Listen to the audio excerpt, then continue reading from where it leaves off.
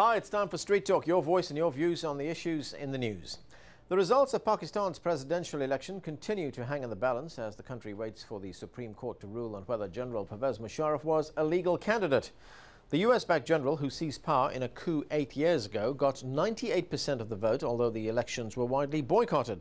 The opposition claimed it was illegal and unconstitutional for the general to run while he's still the army chief.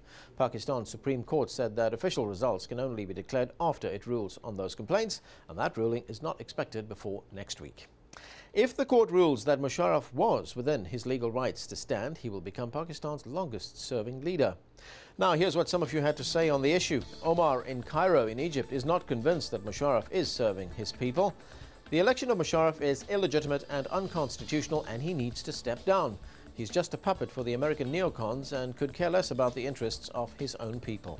But Adam in Melbourne in Australia believes Musharraf is the right man for the job and writes, President Musharraf's victory will bring stability to Pakistan and to the region. Some may not like him for whatever reasons, but he has done a lot for the country and has done his best trying to protect Pakistan's interests in the region.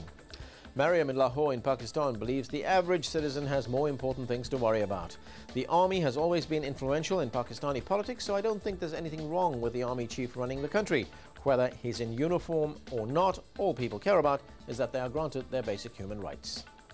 However, Shahinaz in Abu Dhabi believes there's a double standard involved and writes, why is it that a military junta in Burma is condemned and fought against, yet it's perfectly acceptable for Pakistan to be ruled by the armed forces? Should people have the right to a democracy only when it's convenient for the West? Now, we received quite a big response to our show on Monday when we looked at the death penalty in Iran and the execution of minors. Some of you criticized the fact that we focused on the execution of minors without mentioning the deaths of children in other countries, and others thought we had unfairly focused on just Iran.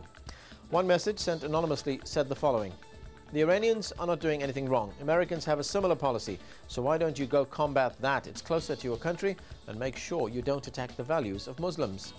Another text message sent was from Mohammed in Glasgow in Scotland. At least they get a trial in Iran, unlike the Muslim detainees in Guantanamo Bay. Our guest also received a number of messages praising her work. Shabir in Dar es Salaam in Tanzania sent the following message: she's doing very good work for women because the law does not treat them equally. Please keep it up. Now, your points are all well taken, but the reason we concentrated on Iran was because it had the highest number of minors on death row, and we had chosen to highlight the practice in that country. No doubt we will focus on the death penalty in other countries in future shows, but thanks for your responses. Now, changing gears a bit, having a siesta or a quick nap is a common habit in the Mediterranean. However, in the frenzy of the modern world, less and less people indulge in the practice. But one French businesswoman has capitalized on the need for 40 winks in the middle of the day. Nadine De Pietro has come up with Emanescence, a place where those seeking to rest their tired minds and bodies can come and recharge their batteries.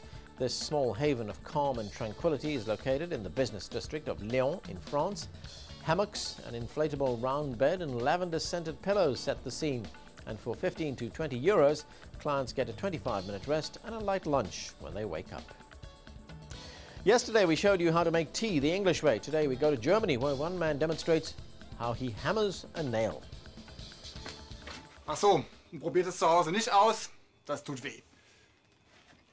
Cool. So, dann will ich mal den Nagel auf den Kopf treffen. Da bin ich gespannt.